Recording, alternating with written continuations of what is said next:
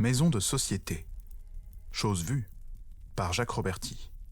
Édition Artem Fayard et compagnie, Paris, 1927. Chapitre 6. Les magistrats et la maison. S'il faut en croire de bons auteurs, ce fut Solton, le plus grand sage de l'Antiquité, qui fonda la première demeure d'Illusion. Il l'établit au bord de la mer Égée, sous les arcades du grand portique, et les voyageurs qui abordaient au Pirée étaient accueillis par des courtisanes couronnées de fleurs et dont la brise marine enflait les tuniques brodées. Le statut qui régissait ce temple de l'amour n'est point parvenu jusqu'à nous, et c'est dommage. Nous aurions eu la grande joie de le comparer dans sa mesure et sa sérénité athénienne au règlement barbare qui, en notre siècle humanitaire, forme le code des prostituées. En 1901, le baron Harold Portalis, maire radical d'Orléans, petit-fils de l'illustre jurisconsulte, voulut réviser la loi constitutionnelle des maisons closes de sa ville. Ce noble vieillard dont les favoris d'argent surmontaient comme des herbes givrées la palissade d'un faux col Louis-Philippe n'était pas médiocrement fier de son travail.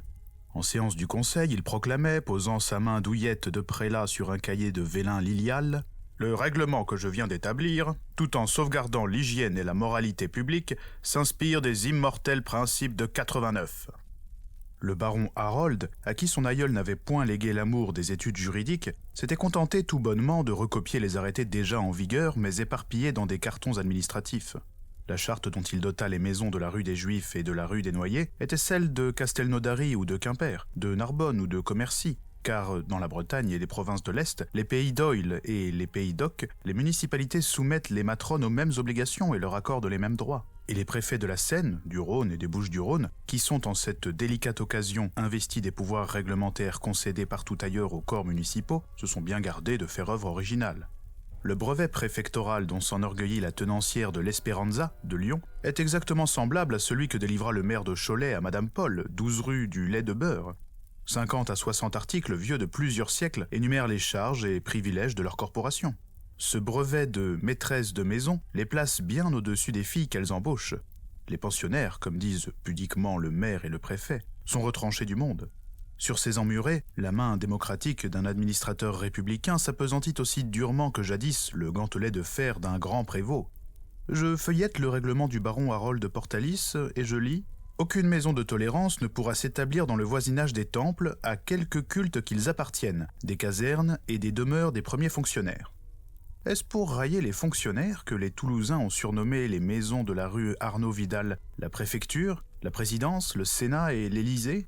Le maire reçut un jour ce rapport signé d'un agent des mœurs. Un coup de revolver a été tiré devant l'Élysée. Un vieillard a été victime d'une congestion dans le grand salon du Sénat. La fille, Carmen D, a quitté la préfecture, et une négresse vient d'entrer à la présidence. Violant elle-même les règles qu'elle a édictées, l'autorité administrative ne craint pas d'accoter les mauvais lieux contre les saints lieux et la guérite de Mars contre la porte tarifée de Vénus.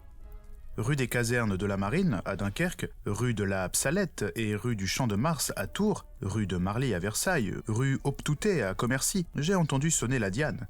Et à Nancy, sortant un soir de la cathédrale Saint-Èvre, j'ai vu les rues du Moulin et du Mort-qui-Trompe illuminées comme pour une fête civique. Au Mans, un escalier de pierre, roide comme la vertu, conduit de la grande place à la cathédrale. Au terme de son ascension, le pèlerin s'arrête un instant pour souffler. Comme Hercule, il voit alors que 2 routes s'offrent à lui. Il peut à son gré obliquer vers les célestes parvis ou bien descendre un méchant raidillon qui bâille, comme une gueule d'enfer, à l'autre extrémité de l'étroite esplanade. En suivant cette pente, le pèlerin tombe dans les gouffres de la rue des Chapelains et de la ruelle des Pans de Goron, où s'allument la nuit des lanternes rouges. Mais nos juges sont là sévères et rigides pour remédier aux défaillances de nos municipalités.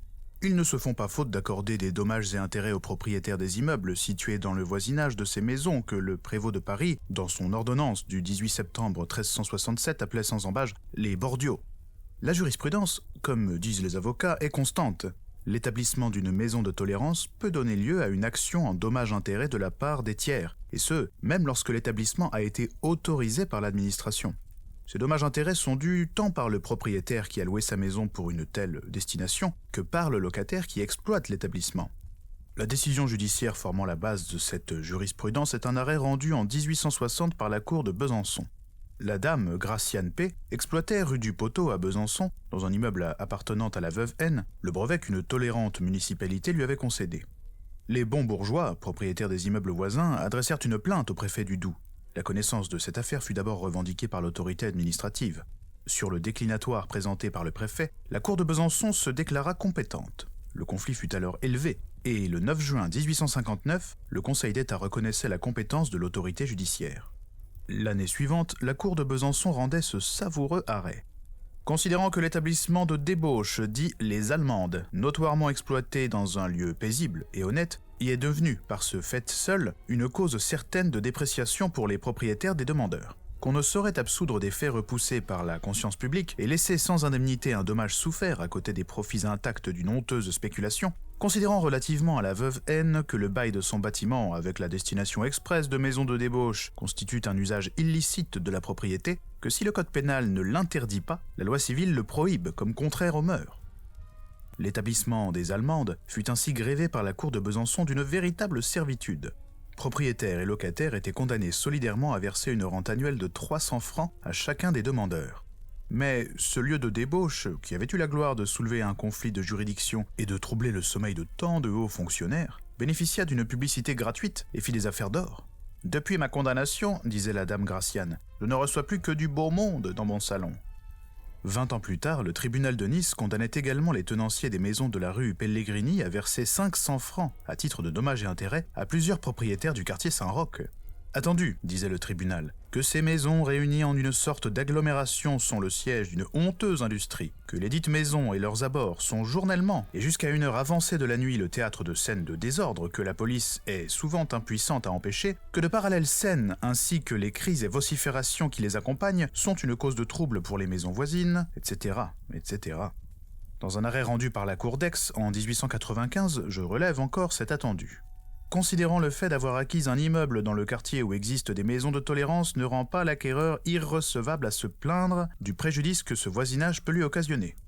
Ainsi, la morale des juges s'oppose en quelque sorte à la raison d'État. Au nom de l'hygiène, maires et préfets dotent les villes de maisons closes alors que les magistrats flétrissent cette honteuse industrie, réprouvée par la conscience publique et prohibée par la loi civile. Mais leurs arrêts, si durement motivés, ne frappent que de taxes bénignes les tenanciers des lieux d'infamie. Et leur indignation de parade laisse aux condamnés tout loisir de persévérer, de s'enrichir et de transmettre à leurs aînés, comme un bien de famille, la maison pavoisée d'un gros numéro. Un danger plus grave menace les matrones de France. Les tribunaux considèrent tous les actes juridiques passés au sujet d'une maison de tolérance comme dénués d'effet et ne pouvant fonder une action en justice à raison de l'immoralité de la cause. Le procès qui eut le retentissement le plus considérable dans la corporation fut celui auquel donna lieu la vente d'une maison du passage Cardinet. Madame Veuve B, propriétaire de la célèbre maison close Le Colbert, était secondée dans son commerce par les époux F. Le mari était chargé du recrutement du personnel, la femme, sous-directrice zélée, recevait avec courtoisie la clientèle. La veuve B, reconnaissante, voulut faire la fortune de ses dévoués employés. Elle leur vendit à crédit, en 1892, une maison du passage Cardinet, qu'elle avait achetée 30 000 francs quelques années plus tôt et dont elle avait triplé le chiffre d'affaires. Les époux F, dans un acte sous seing privé, dûment enregistré, s'engageaient à payer à la veuve B 100 000 francs par versements annuels de 10 000 francs. Après avoir signé et paraphé dite traite, ils s'installèrent fièrement passage Cardinet. 1 mois plus tard, leur bonne patronne décéda. Ses obsèques furent magnifiques. Madame F, en grand deuil, et 3 autres matrones connues du tout Paris qui s'amusent, tenaient les cordons du poêle. Une immense couronne en perles, ornée de cette inscription en lettres d'or, à notre chère bienfaitrice, avait été offerte par Jules F, qui, très digne dans sa redingote de cérémonie, un chapeau haut de forme à la main, suivait en sanglotant le corbillard empanaché. Le gendre et la fille de la veuve B héritèrent naturellement des billets souscrits par les époux F, mais quand la première traite leur fut présentée, ceux-ci la refusèrent. Avec un charmant cynisme, ils invoquaient la nullité du prêt, pour cause illicite et contraire aux bonnes mœurs. Le tribunal de la Seine leur donna gain de cause. Attendu que la cause immorale du contrat n'étant pas douteuse, le contrat ne peut avoir aucun effet. Suffoqués d'indignation, les héritiers de la veuve B portèrent la cause devant la cour de Paris, mais l'arrêt fortement motivé confirma le jugement du tribunal civil. Les héritiers aux abois se pourvurent alors en cassation, et le 1er avril 1895, la Chambre des requêtes, présidée par M. Tanon, après avoir entendu le rapport du conseiller Alfandéry et les réquisitions de l'avocat général Crupi, rejetait avec sérénité le pourvoi, en étayant de nouveaux arguments juridiques l'arrêt de la cour d'appel.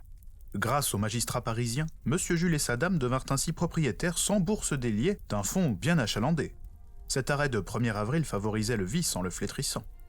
Bientôt, d'autres décisions de justice consternèrent d'un bout à l'autre de la France 1000 à 1100 patronnes de maisons closes. Elles se considéraient comme des commerçantes patentées, protégées par les justes lois, et voilà que soudain on leur interdisait l'accès des prétoires.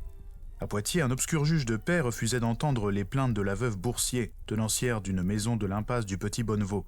Actionnée par un plâtrier qui lui réclamait une somme de 62 francs 68 centimes pour le prix des réparations effectuées dans son établissement, la dame répondait « Mais vous-même me devez 79 francs pour certaines dépenses faites chez moi. » Alors, le juge de paix implacable prononçait « Le prix des débauches et des consommations faites dans une maison de tolérance ne peut être demandé en justice, même par voie de compensation. » À Joigny, une demoiselle D avait transmis à la mère Cornette sa maison de la rue de la Plume. La vente comprenait à la fois l'immeuble, la licence et le mobilier. La nouvelle matrone s'engageait à servir une rente viagère de 4200 francs à la cédante qui, prudemment, avait pris cette hypothèque sur l'immeuble vendu. Bientôt, la mère Cornette tomba en déconfiture et un ordre fut ouvert entre les créanciers. La demoiselle D fut tout d'abord colloquée pour le montant de son hypothèque, mais sa créance fut contestée et le tribunal de Joigny déclara seule valable la vente de l'immeuble. La pauvre demoiselle dut se contenter d'une rente de 1200 francs. Quand ce jugement fut rendu, elle clama dans le prétoire « On m'a volé mon mobilier et mon pas de porte !» Les juges de la cité Jeanne d'Arc venaient à la rescousse. Ils répondaient à un nommé Brun, propriétaire d'une maison close de la rue des Juifs, qui leur demandait d'expulser sa gérante, la veuve Véret. « Votre titre d'acquisition est entaché d'immoralité. Vous ne pouvez l'invoquer. Tous ceux qui concluent des conventions ayant pour objet la vente d'une maison de tolérance sont indignes de la protection de la justice et sans droit et qualité pour en réclamer l'exécution. » Les tribunaux, dans leur accès de vertu, refusaient même de valider les créances des marchands de vin, des bonnetiers, de tous les fournisseurs coupables d'avoir vendu des meubles, de la limonade ou des lingeries aux patronnes des maisons de tolérance. À Falaise, un sieur Durand, tenancier du Grand 8, rue de la Prairie, refusait de payer son marchand de bière et celui-ci vainement le traînait devant le tribunal de commerce, puis devant le tribunal civil. Mais bientôt la jurisprudence s'adoucissait. Subtilement, les juges reconnurent valable l'obligation contractée pour l'achat de fournitures destinées à l'exploitation d'une maison de tolérance. Le motif seul, et non la cause de cette obligation, étant immoral. Les matrones elles-mêmes se réjouirent de cette décision, car les commerçants déjà leur refusaient tout crédit. Puis, la cour de Grenoble ne crut pas déchoir en constatant la valeur marchande d'une maison de tolérance. Le caractère illicite de ce bien, déclarèrent les graves conseillers, ne fait pas obstacle à ce que nous puissions en constater l'apport par la femme dans la communauté et déterminer les reprises qu'elle peut avoir à exercer de ce chef. Et ils fixèrent, on espère consommer, la valeur de la maison close de la rue des Beaux-Tailleurs. Enfin, tout récemment, la cour d'Aix déjouait les astucieux calculs des époux Bélieu de Marseille, qui après avoir vendu aux époux Luzzi leur fonds de commerce de la rue Boutry, avaient invoqué la nullité du contrat de vente comme contraire aux mœurs, et prétendaient garder l'argent qu'ils avaient reçu.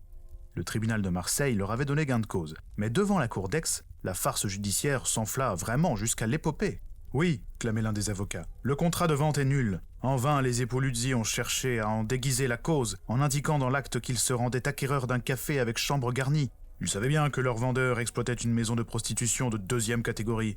Conception pharisaïque, ripostait l'autre avocat. Les époux Bélieu sont les défenseurs peu scrupuleux de la morale outragée. L'achat d'une maison publique n'est pas prohibé par la loi. L'exploitation d'un pareil établissement est licite, puisque pratiquée sous le couvert et en vertu d'une autorisation administrative. Les conseillers d'Aix, infirmant le jugement du tribunal de Marseille, condamnèrent les époux Bélieu à restituer au consort Luzzi les sommes déboursées par ces derniers, en vertu du principe que nul ne doit s'enrichir aux dépens d'autrui.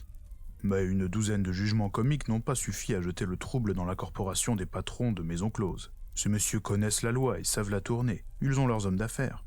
À Paris, plusieurs agences se sont montées pour assurer la liberté et la sécurité des transactions commerciales. Les éditeurs du Guide Rose dirigent un office général du commerce qui rayonne sur toute la France. Les prospectus qu'ils envoient à leurs clients sont ainsi rédigés. Cabinet spécialisé dans les maisons et salons de société. Rédaction de tous actes SSP assurant le maximum de garantie aux particuliers. Actes de vente, bail, cession de bail, association, prêt, etc. Service juridique spécial pour maisons de société. Étude de solution de toute difficulté au mieux des intérêts des clients. Discrétion absolue. Les habiles directeurs de ces cabinets d'affaires font parfois endosser par des hommes de paille les billets souscrits par les acheteurs. En cas de contestation, l'endosseur joue devant les tribunaux le rôle du tiers porteur de bonne foi, mais presque toujours l'acheteur auquel on consent un crédit est installé en qualité de gérant et ne devient propriétaire du fonds que du jour où le prix de vente est intégralement payé. De plus, le cédant, pour mieux sauvegarder ses droits, conserve la licence de son débit de boisson. Fort de l'approbation des maires et des préfets, les maîtres de maison pourront donc, fort longtemps encore, poursuivre en France leurs honorables et lucratives carrières, et ils pardonneront de grand cœur aux magistrats de leur décocher de temps à autre des fléchettes émoussées. Le patron de la Tour de Nesle à Rennes me disait un jour « Ils sont obligés de parler comme cela quand ils sont perchés sur leur tréteau, mais je sais bien qu'ils ne pensent pas ce qu'ils disent. Moi je ne leur en veux pas. La preuve, c'est que mon plus beau salon, mon salon rouge et or, je l'ai appelé « Salon de la magistrature ». Fin du chapitre. Je vous rappelle que ce podcast est réalisé en toute indépendance et sans publicité. Je vous invite donc, s'il vous a plu, à le soutenir en vous rendant sur la page Tipeee dont le lien est en description ou en le partageant autour de vous. Je vous donne rendez-vous très bientôt pour le prochain chapitre qui portera sur les propriétaires des maisons de société.